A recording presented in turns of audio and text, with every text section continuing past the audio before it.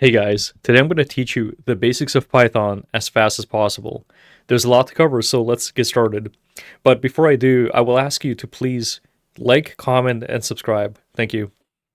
Okay, so in Python, a variable is just a name that can hold a value. So what I can do is I can assign x to the value of 10. And if we type x, we can see that x has the value of 10. Perfect. Now, keep in mind, in Python, the equal sign does not really mean equality. It just means the assignment operator. So what happens is when you say x is equal to 10, you're assigning x to the value of 10. This can kind of trip up people who are into math, but just so you know. Okay, so here's the thing. In Python, variables can be almost anything you want them to be. So for example, I can say pi is equal to 3.14. I can say that name is equal to Alex, and I can even assign, let's say, a true or false value like this. I can say is true is equal to true. And if I print these out, if I say pi, we get 3.14 back. If I type name, I get Alex back. And if I say is true, it is indeed true.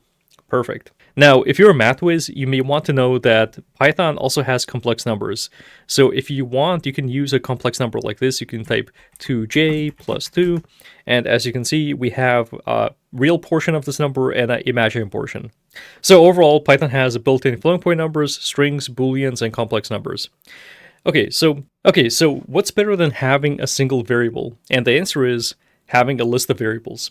So in Python, we can define a list of variables like this. We can say x is equal to 1, 2, 3, 4, 5. Hit enter, and now we have x that has the values 1, 2, 3, 4, and 5. If we hit x, we see that we have a list of 5 elements. Perfect. Now, how do we get a single value out of this list? So what we can do is we get the value at this index. So if I want to get the first element, I would just pass in the index 0, and we get 1. And the reason for that is because in Python, indexes begin at 0. So if you want to, let's say, get the fifth element, you would just do this. You would say 5 minus 1. So if you want to subtract it, hit enter. If you want to simplify this, you can just say I want index 4, hit enter, and we get 5. Perfect. Okay, so let's say I want to assign x to the value of 50, and I want to check what the value of x is. So again, x is equal to 50, and let's say I want to ask Python what the value of x is. So I'm going to ask Python, is x greater than 50? And Python returns to me, no, x is not greater than 50. I can ask, is x less than 50? And Python tells me, no, x is not less than 50. I can ask Python, is x equal to 50? And Python tells me, yes, indeed, x is equal to 50. Now, there are other operators you can use to compare values. So you can also check, is x greater than or equal to 50? Hit enter, and it indeed is greater than or equal to 50 because x, again, is the value 50. So it is either greater than or equal to 50. We can also check, is x, let's say, less than or equal to 50? And that is, again, true because x is less than or equal to 50. Just to show you that this works, I can say, is x, let's say, less than or equal to 90? Hit enter, and yes, indeed, it is true. Is x, let's say, greater than or equal to 90? Hit enter, is false. If I change this to 20, it becomes true because x is in fact greater than or equal to 20. And to remind you, x is the value of 50. Perfect. Okay, so let's make a new list in Python. We can say x is equal to 1. I'm going to put a dog in here, and I'm going to put, let's say, the number 3.14. Hit enter. So let's check what exists inside of this list. So we can say, does dog exist inside of x? Hit enter, and in fact, it does. There is a dog inside this list. We can check if a cat exists in this list. We can say cat in x, and it is in fact false. There is no cat inside of this list. We can check, does the number 1 exist in this list? And that is true. There is a cat inside, or should I say, there is a 1 inside this list. Now, what we can do is we can actually check multiple things on one line. So we can check if a dog exists inside of this list, or a cat exists inside of this list. Hit enter, and indeed, there is a dog inside this list, or a cat. Now, what this means is basically that we're checking if either one is true or the other is true. So we're saying if dog exists inside of this list or a cat exists inside of this list, we want to return true. Now, again, this is only checking if at least one thing is true. Now, if we want to check if both things are true, we can say if dog is inside of this list and cat is inside of this list, return true. But there is only a dog inside of this list, so we are returning false. Now, we can also change this to, let's say, a 1. So we can say, is dog inside of this list and a 1. Then we hit enter, and in fact, there is a dog and a 1 inside of this list. Perfect. Okay, so now that we know how to ask questions about the state of our variables, let's do something based on that state. So what I'm going to do is I'm going to say x is equal to 50, and I'm going to check if x is greater than 10. I'm going to write print x is greater than 10. Let's save this. Let's go back to our terminal, and let's execute this. And as you can see, it says x is greater than 10. Perfect. So the reason why this is the case is because we have, let's say, x on line 1, it's equal to 50. And here on line 2, we're checking if x is greater than 10. What we're going to do is we're going to execute this statement here. So we execute this print statement only if x is greater than 10. What we can do below that is we can add a else branch. So we can say else. So if this is not the case, if x is not greater than 50, we are going to print out x was not greater than 10. Let's save this. Actually, let's make this a little smaller so you can see. And what I'm going to do now is I'm going to change this x to be equal to 5. Let's go back to our terminal and let's execute this. And we see x was not greater than 10. Perfect. Now, there's a third branch we can follow, and that is the else if branch. So we can say elif x is exactly 5. What we're going to do is we're going to print x was exactly 5. Save this. Let's go back to our terminal. Let's execute this. And as you can see, x was exactly 5. Perfect.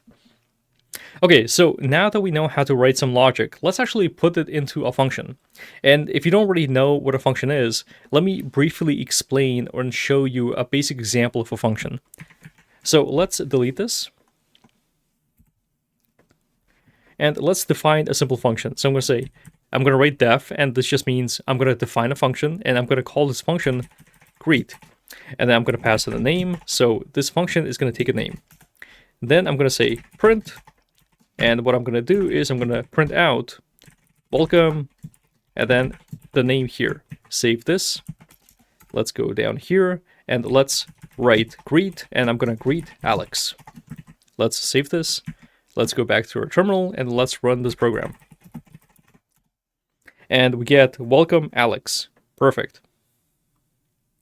As you can see, what happened here is we basically made a program to greet whatever name was passed in. And we can do something similar with the previous program we wrote. So what we can do is we can just delete this for now. So what we can do now is we can define a new function. So I'm going to say def, and I'm going to call this what is x. And I'm going to pass into this function x. Now what I'm going to do is I'm going to say if x was greater than 10, I'm going to print out x is greater than 10. Then I'm going to say if x is equal to 5. I'm going to print out x was exactly 5.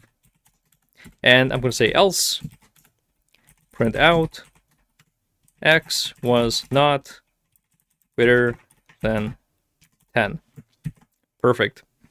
Now to execute this function, we're going to go down here and we're going to say, what is x? As you can see, my editor auto-completes this for me, so I can just go in here and select this. And when we select this, it just auto-completes the name. And here I'm going to pass in, let's say, the value of, let's say, 1.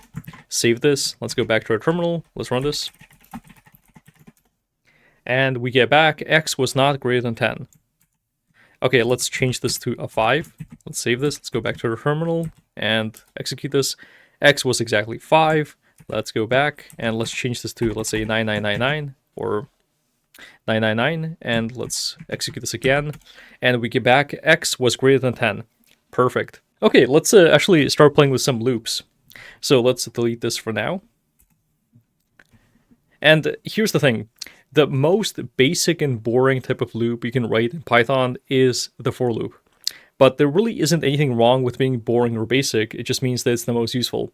So to write a for loop in Python, we do something like this. We say for x in range, and I'm going to say 10, and what I'm going to do is I'm going to print out x. Let's save this.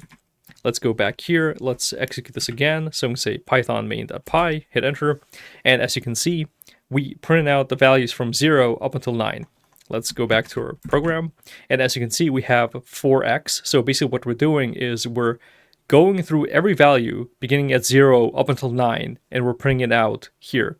So x becomes every single value from 0 to 9 due to this range here. So if I change this range to be from, let's say, 0 to 5, for example, let's go back to our program. Let's execute this. As you can see, we get values from 0 until 4. Okay, so that's an example of a for loop. Now to do a while loop, we would do something like this. We'd say x is equal to 0, while x is less than 10. What I'm going to do is I'm going to print out x, and what I'm going to do is I'm going to increase x by 1, save this, and let's go back to our terminal. Let's execute this. And as you can see, we got all the values from 0 until 9. And here's the thing with while loops. I would actually recommend you use for loops first. So I would recommend you get really good with using for loops, because while loops, they are kind of finicky. So for example, as you can see, I had to define my variable up here. Then what I had to do is I had to increase this by 1 every single time I ran this.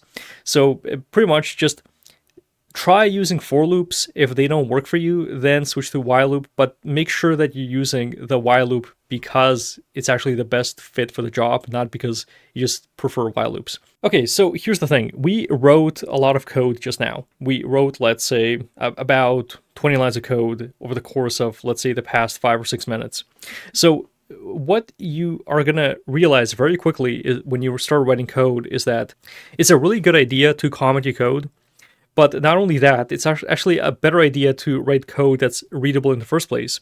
But that's not always possible. So sometimes there are times when you just need to go in and comment your code and say, okay, so this is what this chunk of code does, this is what this chunk of code does, not only for yourself, but also for people who are going to be reading your code after you. So for example, if you want to comment a line in Python, you would do something like this. You would add a pound sign like this and say, this is a while loop. Now, keep in mind, this comment, right? Everything after this pound sign does not get read by the interpreter. So Python is just going to read this line and it's going to say, okay, so this is a comment. I'm going to throw this away because this is not for me. This is not for a computer. This is for a human to read. So nothing here is going to be interpreted by Python. It's not going to be read by Python. Python is not going to care about this whatsoever. This is only for you. This is only for people reading your code to help better understand what's going on here. So you can also comment out chunks of code like this. So if you want to, you can comment out your chunk of code, come back later, and then, I don't know, like add it back in like this. But pretty much, just to keep in mind, if you want to, let's say, have a line where you just have some communication with yourself or with someone else about some code, just add a pound sign and then write some message. And that's pretty much it. Okay, so I think we covered a lot of ground. So let's actually do something interesting with Python. Let's make a program that's going to ask a user for a name and then greet them. So to do that, we can do something like this. We can say name is equal to input and then say, please enter your name. Now let's print this out. So I'm going to print.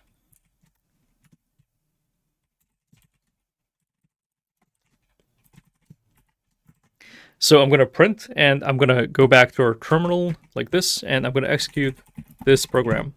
Hit enter. So we're getting, please enter your name. So I'm going to enter Alex. Hit enter, and as you can see, the program printed, welcome Alex. Perfect. So to explain what's happening here is I'm writing this input function, and this input function is essentially just asking the user for a name. It's printing out to the user, please enter your name, and then it waits for input. So this program will not finish until the user provides some input to this program. So keep that in mind. If you're writing a program and you have an input, that input is going to sit there and stall until the user enters something. And then when they enter something, it's going to go through and continue with whatever it was doing. Okay, so let's try to implement a login system. So let's say we have a password, and I'm going to say input. I'm going to say, please enter your password. Save this. Maybe I should make this a little smaller so you can see. Perfect. Okay, so what I'm going to do now is I'm going to go back to my terminal, and I hope you see what the problem here is. So I'm going to say python main.py, hit enter, and I'm saying, please enter your name. I'm going to enter Alex, and then it's going to say, please enter your password. And I'm going to type in Bob123, whoops. Okay, so here's the problem. When you have a password, you do not want that password to be printed back on the screen. So you don't want it to be shown on the screen when a user is entering it into the terminal or into a website or anything, right? So to counter this, what Python has is a built-in functionality that lets you get specifically passwords. So to use that, we can do something like this. Let me just cancel this program. Let's go back to our IDE. Let's go back to our Visual Studio, and what I'm going to do is I'm going to import this functionality from. So what I'm going to do is I'm going to import this functionality so that I can use the get pass function. So I'm going to say from get pass import get pass. Perfect. And I'm going to replace this input with get pass. And this is just a function, just like any other. And now what I'm doing is I'm using this special functionality called getPass to get a password, while with the name, I'm just using a basic input. So let's try that and see how that works. So I'm going to say python main.py, hit enter. And what we're doing here is we're going to pass in a username. I'm going to say Alex.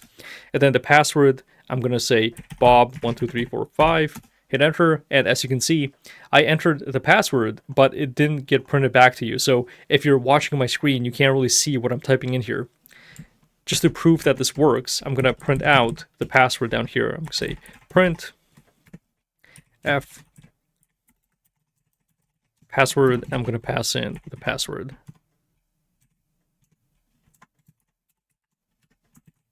Okay, let's go back to our terminal. Let's run this again. So please enter your name. I'm going to say Alex, and then password, I'm going to say Bob123, hit enter, and as you can see, it says welcome Alex, and then the password is Bob123. So it is actually getting the data. Okay, so let's actually build a login system. So I'm going to define a function up here called login, and this function is going to take a username, or maybe just the user, and then a pass like this. Or maybe I should use password or passw. Okay, so what's going to happen here is I'm going to check if user is equal to Alex and passw is equal to Bob123. What we're going to do is going to print out the secret message. So I'm going to say print secret message. Okay. And we're going to have an else branch. I'm going to say else. We're going to print out login error user or pass not correct. Okay, perfect. So what I'm going to do now is I'm going to take this. So I'm going to delete these print statements down here. And I'm going to take a login. So I'm going to run this login, and I'm going to pass in a name and the password. So I'm going to pass in name and password. Save this. So to show you an overview of this program, what we're doing here is we're basically importing from this getPass library, we're importing this function. Then what we're doing is we are getting input. So we're getting the input for the username, and we're using this special password function to get a password. Then what we're doing is we're running this login function to log in the user so they can see this secret message. And we're passing in a name and we're passing in a password.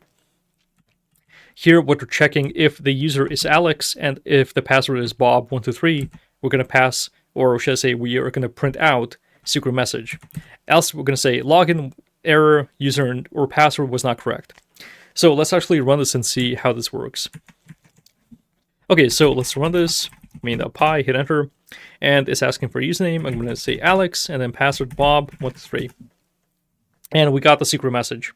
Now, let's say we run this again, but we say our name is Alex, but then for the password, I'm going to type in something random. So I'm going to say like ABC or something like that. Hit enter, and as you can see, login, error, user, or password not correct. Perfect. Okay, so in the next section, I'm going to go in depth with more data-centered concepts. I recommend you watch the next section closely because you'll be using this a lot if you're writing Python code, especially. Okay, so let's say I want to generate a bunch of random numbers in Python. To do this, we're going to need to include the random module. Now, to include the random module, we're just going to do import random. That's simple enough. Now, to create a list of random numbers, what we can do is we're going to say x is equal to, let's say, random, and then rand int. This is a special function for random. Basically, all it does is it generates a bunch of random numbers for you. So I'm going to say I want random numbers beginning at 0 up until 10. And here I'm going to say x, or should I say, yeah, I think just the underscore like this. So I'm going to say for underscore in range. The reason I'm using underscore is because it just indicates to Python that I'm not going to use this value. So I don't really care like what this is for. You can use x or I or whatever. It's really up to you. But I think it's a standard to just do underscore like this if you're not using it. And let's close this, hit enter, and let's check what's inside of x. And as you can see, we have a bunch of random numbers, 2, 5, 7, 6, 9, 10, 7, 8, 4, and 10. Perfect. So basically what we're getting is just a bunch of random numbers. If I run this again, I just get like different numbers every single time. So now what are we going to do with these numbers?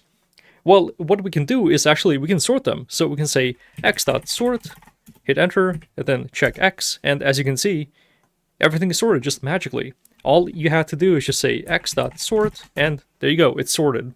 Now, if you want to, you can also reverse the sort. You can say x.sort, and then we can say we want to sort this in reverse. So we can say reverse equals true, hit enter, check x again, and as you can see, it's sorted, but now the biggest number is at the beginning, and then the smallest number is at the end.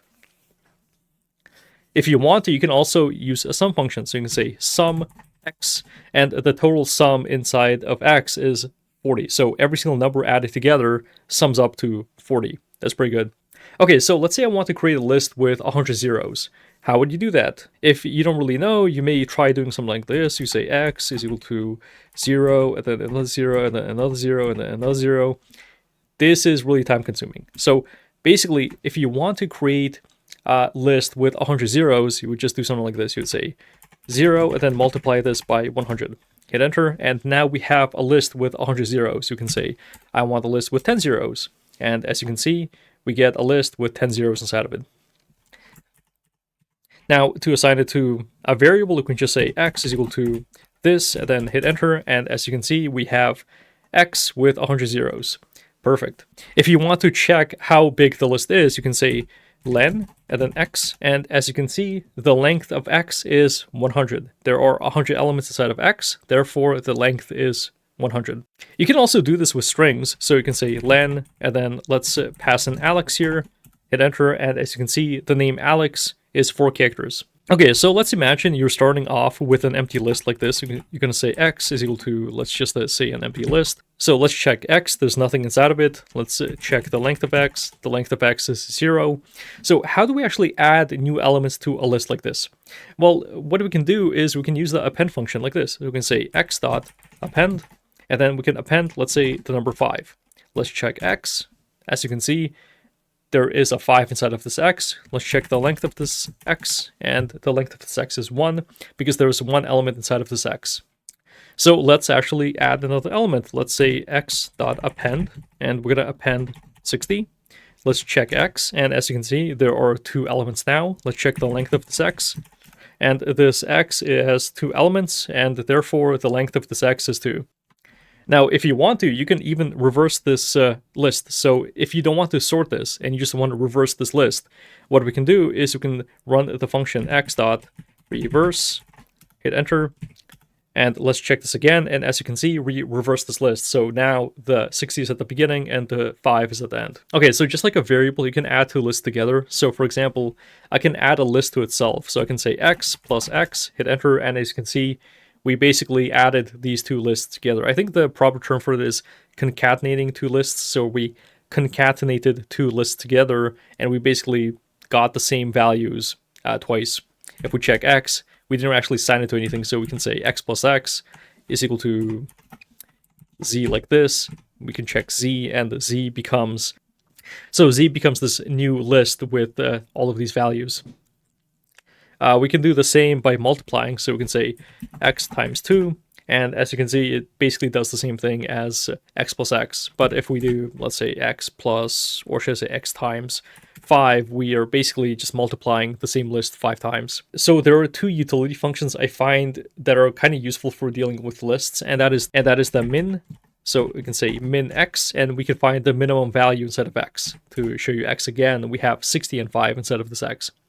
We can have the max, and we can say x, and what is the maximum value inside this list, and we get 60 back. Okay, let's do something cool, and let's create a list with, let's say, 1,000,000 elements. So what we can do is we can say x is equal to random.randint, and I'm going to say I want values from 0 up until 1000.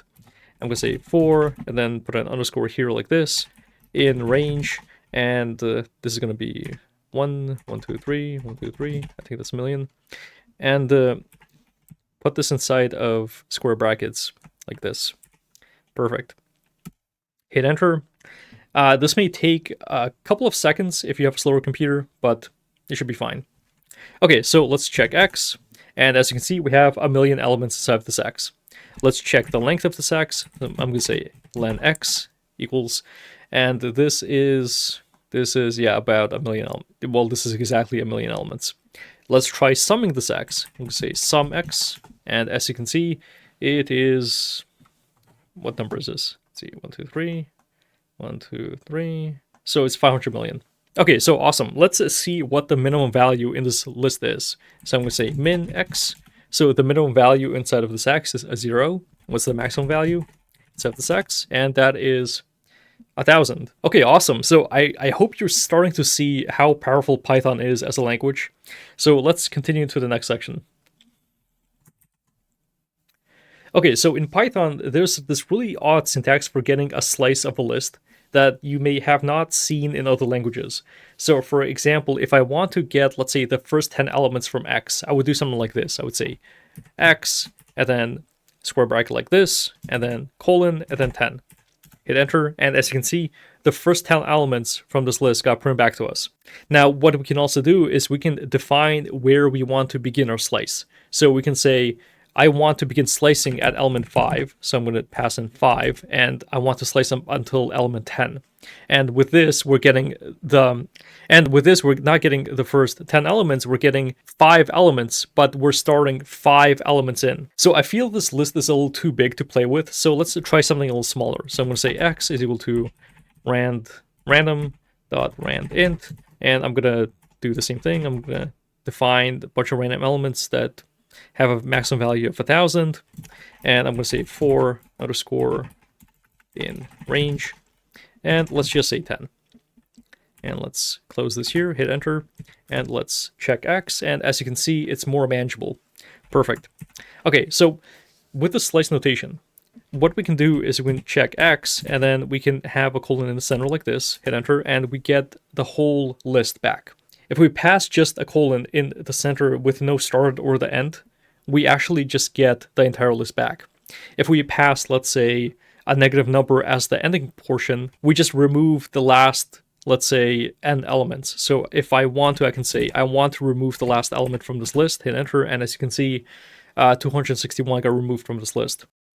If I want to get, let's say, the last element from this list, I can say x and then a -1 here, and then just close this here. And as you can see, we got the last element from this list. If we pass a negative number as the ending, we can actually remove, let's say, the last n elements. So we can say x, and then a colon like this, and then -1. As you can see, we remove the last element. If we do -2, we remove the last two elements. If we do -3, we remove the last three elements. 4 and 5 and 6, and I think you get the idea. Now, inversely, we can also get the last n elements. So, for example, we can do something like this. We can say -1, and as you can see, we got the last element in this list. We can say -2, we got the last two elements, -3, the last three elements, -4, and then -5. So basically, you can get, let's say, the first n elements, the last n elements, you can remove the last x elements or whatever. So this is a really powerful thing you can do with lists. So I really recommend you look this up and actually practice this at home. So let's actually continue with strings.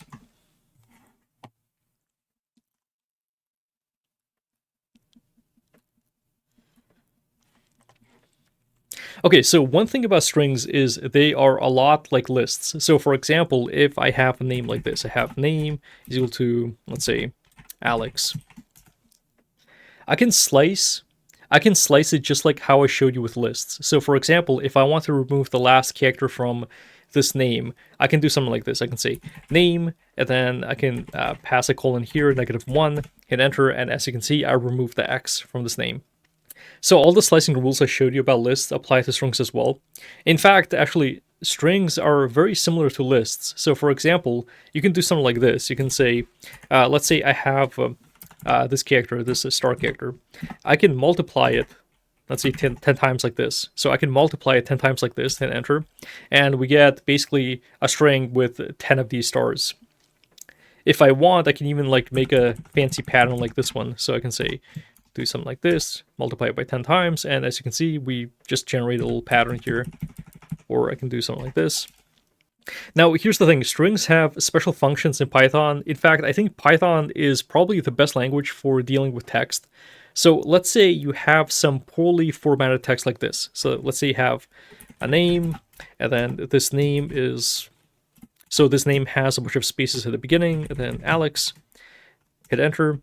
And let's check the name, and as you can see, there is a problem where we have a bunch of extra white space at the beginning, and we want to get rid of it.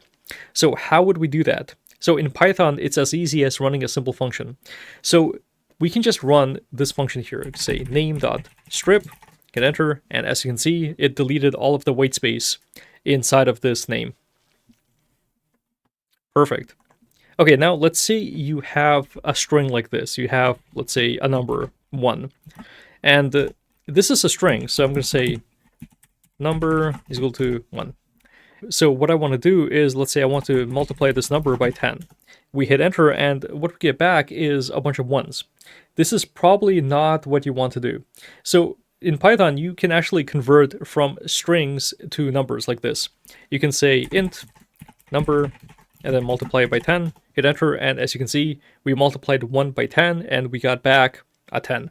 Okay, so let's imagine I have a Python list with a bunch of strings. So I'm going to say x is equal to cat, and then I have dog, and then I have mouse, hit enter, and okay, so let's say we want to turn this list into a string. Okay, so let's check what this is. Okay, so basically what we have here is we have a cat, a dog, and a mouse. Perfect. So let's imagine I want to turn this list into a string. How would I do that? Well, in Python, there is a join function that lets you do this. So what we can do is we can join it on some string. So we can say this string, and then join, and then we just pass in x, hit enter, and as you can see, we get back a string. If you want to make this more obvious, I can say x is equal to this operation, hit enter, and as you can see, we get cat, dog, and mouse. Perfect. So basically what we did is we converted this list into a string. And if you want to do the opposite, we can actually split this new string into a list like this. We can say s.split, and I'm going to split this on a whitespace character like this, hit enter, and as you can see, we turned this string back into a list. I hope this makes sense. You can actually split this on anything you want. So for example, I can split this on, let's say, a t. And the problem with this is that this may not make sense to you because now I'm looking at this and it doesn't really make a lot of sense about what's going on here. So most of the time you're probably going to want to split on whitespace characters or some delimiter. But yeah, pretty much just remember that you can join lists, and you can join lists into strings, or you can split strings out into lists like so, like I showed you. Another thing you can do in Python is quickly uppercase and lowercase strings. So for example, if I have a string like Alex, so I have, let's say, name is equal to Alex, what I can do is I can uppercase this fairly quickly. I can just say name, upper, hit enter, and as you can see, the name is now uppercase. Now, if we check name, it's not actually saved. So what we have to do is we have to actually save like this. We can say name is equal to name.upper, and now if we check this, we get Alex. Now, let's say I want to lowercase this. I can do the same thing. I can say name.lower, hit enter, and now we get a lowercase name like this. And if you want to save it, we can just assign it back to the variable. Okay, so now here's the thing. There are two kinds of Python programmers. There are people who know how to use dictionaries, and there are people who don't. If you want to be more effective with your Python programs, I highly recommend you pay attention to this section to get the most out of this video. I'm going to show you a small example of a dictionary, and I hope you can understand what's going on. So I'm going to make a new dictionary like this. I'm going to say x is equal to, and then keep in mind, I'm using curly brackets here. Hit enter. And what I'm going to do is I'm going to say, okay, x, and I'm going to set a key. So I'm going to say 1 is equal to cat. Hit enter. And I'm going to say x, cat. So this is the key. I'm going to set this to the value of 1. Now, if I check x, as you can see, we have two key value pairs. We have 1, and that maps to cat, and we have cat, and that maps to 1. Are you confused? Well, I would be too, and here's the thing. Dictionaries operate on a key value system. So the key you use to access an element in a dictionary can be a number, a string, or even an object. I'll get to objects later, but so far you should understand that you can use anything as a key to a dictionary. So for example, if I say x and then cat, we get the value 1. In this case, the key to the value 1 was cat. And if we check x1, we see that the key to the value cat was 1. If you want to check all the keys that exist in the dictionary, you can run the keys method. So for example, I can say x.keys, hit enter, and as you can see, the keys in this dictionary are 1 and cat. Now I can also check the values. I can say x.values. And as you can see, the values in this dictionary are cat and 1. So since we don't always know if a key exists in the dictionary, we have to check before trying to get a key. So to check if a key exists, we can do something like this. We can say, does the key cat exist inside of, let's say, x.keys? And in fact, it does. Let's say, does the key dog exist inside of this dictionary's keys? And in fact, it doesn't. Does the key, let's say, 1, or should I say 1, exists in this dictionary's keys? And in fact, it does. So to get values from this dictionary, we can do something like this. For example, we can say x.get, and I want to get, let's say, cat. And if this doesn't exist, I'm going to print out does not exist. Hit enter, and we get 1. So the key to the value 1 was actually cat. Let's try a key that doesn't exist. So let's try dog. And since the key dog does not exist in this dictionary, we're getting the value does not exist. So I hope this makes sense.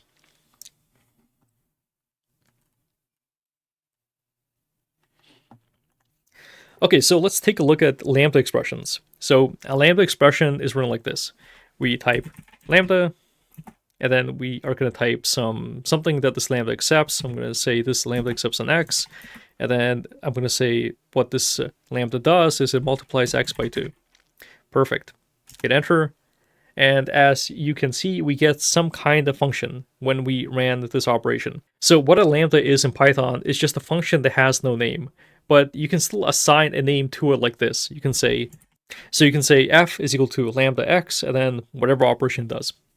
So now to run this, we're just going to do f, and then run this just like a function, hit enter, and as you can see, we multiplied x by 2. Now, if you want to execute a lambda in line without saving it to a function, you can do something like this. You can say, open these curly braces, do lambda x, and then let's do x times 2. Close this and open another set of curly braces and pass in some value. So I'm going to pass in a 5, hit enter, and as you can see, we get back 10. Lambdas, so here's the problem with lambdas. A lambda can only be a single line, so you can't create multi-line lambda expressions. So keep that in mind when you plan to use them. Okay, awesome. So I think you learned a lot so far. So if you've been able to keep up and follow along with everything you've seen so far, you're on your way to becoming a Python pro. Now, I want to show you how you can store and read files on your file system.